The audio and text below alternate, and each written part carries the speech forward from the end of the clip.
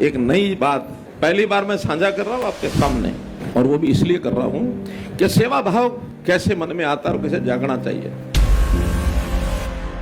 आज से 6 साल पहले, बल्कि 7 साल पहले, ये है 2019 के 14 अगस्त की बात। 14 अगस्त 2019 में मैं एक जगह जहाँ मुझे 15 अगस्त का झंडा फहराना था, शाम को वहां चला गया। रात को जाना ही पड़ता है नेताओं को एक दिन पहले। तो मैं 14 अगस्त रात को 10 बजे अपने कमरे में बैठा हूँ। मेरे एक स्टाफ के आदमी ने, वहां का एक राजनीतिक आदमी भी था और एक स्टाफ का हमारा PSO, दोनों मिलकर एक बालक को ले आए। उन्होंने कहा कि ये बालक कुछ बात करना चाहता आपसे। मैंने कहा बोल बेटे। तो वो बताए कुछ नहीं। मैंने थोड़ा और कहा तो बिना बताए रोने लग गया, फिर भी ना बताए। फिर उन दोनों को बाहर किया। मैं कहा शायद ये अकेले में बात इनके सामने नहीं बता रहा होगा। उन दोनों को बाहर किया, उसको बैठाया, बता तो सही क्या बात है।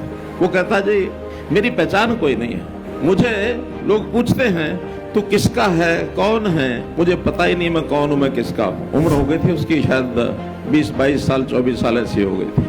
कहाँ पढ़ाई कहाँ की, रहा कहाँ है। मैं बाल गृह में पढ़ा हूँ। बाल गृह वाले 18 साल के बाद नियम है सरकार का कि उसको बाहर निकाल देते हैं, फिर आगे चिंता नहीं करते। और मुझे 6 साल हो गए हैं बाल गृह से बाहर हूँ।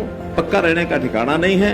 कभी छोटी मोटी मजदूरी करता हूँ, कहीं होटल पर काम करता हूँ, कहीं स्टेशन पर सो जाता हूँ, कहीं कोई एक आध कमरा मुझे कोई 10-20 दिन के लिए देता है, रह जाता हूँ, फिर निकाल देता है। मैंने 6 साल निकाल लिए। लेकिन मेरी समस्या क्या है कि मुझे आगे इसलिए कोई नहीं बढ़ने देता, मेरी पहचान नहीं है। मैंने अच्छा कोई बात नहीं बेटे। मैंने डिप्टी कमिश्नर को फोन किया। मैंने कहा आज से इस रेस्ट हाउस में कमरा इसको दे दो, और जब तक मैं अगला समाचार नहीं भेजूं इसको यहाँ से निकालना नहीं है, यहीं रहेगा, यहीं खाएगा, यहीं इसकी देखभाल होगी। चंडीगढ़ जाके थोड़ा सा वो जलसा हो गया। DC ने फोन किया कि आपने एक नौजवान को रखवाया था, वो भी यहाँ रह रहा है, उसकी देखभाल तो ठीक है, लेकिन कब तक रखना है।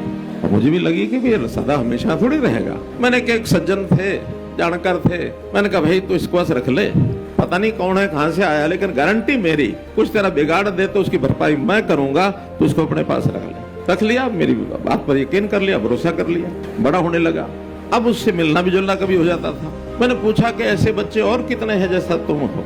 आखिर जी अभी 10-12 तो मेरे ध्यान में हैं जो हमारे बाल गृह में रहते थे, आज उनको बाहर कर दिया, बाहर घूम रहे हैं। मैंने कहा फिर कि हमारे बारे में क्या सोच सकते हो, सोचो। मैंने कहा आप भी कोई योजना बताओ, क्या योजना हो सकती है। उन्होंने बताया किस किस प्रांत में क्या क्या है। मैंने तुरंत अपने वुमेन चाइल्ड डिपार्टमेंट जो सरकार का था उनको बुलाया। ऐसे बच्चे जिसकी कोई जानकारी नहीं है, कहाँ पैदा हुआ, किसका बेटा किसकी बेटी है, लेकिन 18 साल के बाद उसको बाहर निकालते हैं। पहले तो 18 साल से 25 साल तक ये चिंता गवर्नमेंट कैसे करे, इसकी योजना बना। और उन्होंने एक योजना बनाई, उस योजना का नाम है हरिहर योजना। इस हरिहर योजना में अब 18 साल के बाद 25 साल तक उसकी चिंता करेंगे। उसके बाद पढ़ना चाहे तो पढ़ाएंगे, नहीं पढ़ना चाहे, नौकरी करना चाहे तो नौकरी कराएंगे, और नौकरी भी सरकारी होगी। उसके लिए कोई उसको एग्जाम नहीं देना, कोई उसको इंटरव्यू नहीं देना, एक्स ग्रेशिया नौकरी इस बच्चे को मिलेगी। 12 बच्चे उसी साल में बुलाए, उनको नौकरी लगवा दिया। बाकी तो अब नौकरी कर रहे हैं, उनका आगे भविष्य क्या होगा क्या नहीं होगा। लेकिन जो मेरे साथ जुड़ा था उसकी उम्र उस समय 25 साल से ऊपर हो गई थी। अब वो उस योजना में आया नहीं। मुझे कहना है योजना तो आपने बढ़ा दी, मेरा तो कुछ हुआ नहीं।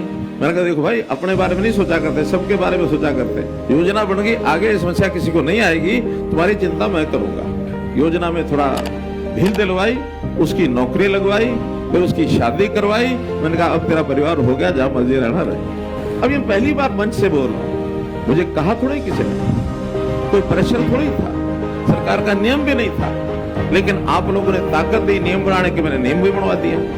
नियम बनाने के बाद आज उस प्रकार के जितने बच्चे होते हैं, हर साल सरकार को नौकरी देती है और बिना शोर शराबे के देती है।